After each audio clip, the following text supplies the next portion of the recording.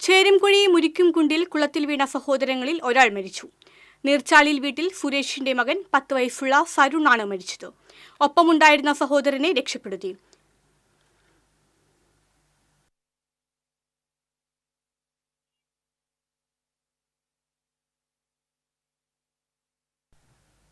കൂടുതൽ വിവരങ്ങളുമായി അഗസ്റ്റിൻ ചേരുന്നു. അഗസ്റ്റിൻ, ചേരുംകുഴി മുരിക്കുംകുണ്ടിൽ കുളത്തിൽ വീണ ഒരു കുട്ടി മരിച്ചിരിക്കുകയാണ്. എന്തൊക്കെയാണ് കൂടുതൽ വിശദാംശങ്ങൾ?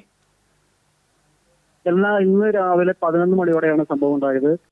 ഈ കുട്ടികൾ ചേരുംകുഴി മുരുക്കുംകുണ്ടിൽ നീർച്ചാലിൽ സുരേഷ് എന്ന് പറയുന്ന ടാപ്പിംഗ് തൊഴിലാളിയുടെ 4 മക്കളിൽ ഒരാളാണ് തരുണും തരുണിന്റെ അനിയൻ വരുണും കൂടി അവിടെ കുളത്തിൽ, അധികം ആഴമില്ലാത്തൊരു കുളത്തിൽ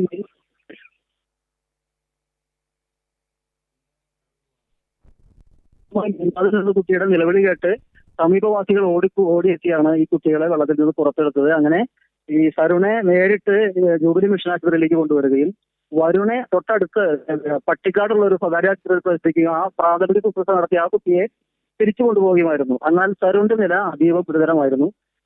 ജൂബിലി മിഷൻ ആശുപത്രിയിൽ ഏകദേശം 12:45 കൂടി എത്തിയെങ്കിലും ഉടൻ തന്നെ അടിയന്തര ചികിത്സയ്ക്ക് TPR കൊടുക്കുന്നതിനിടെ കുട്ടിയുടെ ജീവൻ അവർക്ക് രക്ഷിക്കാനായില്ല.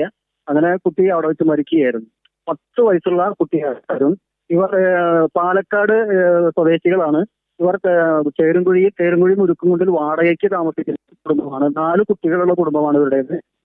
ഇദ്ദേഹം ടാപ്പിംഗ് തൊഴിലാളിയാണ്.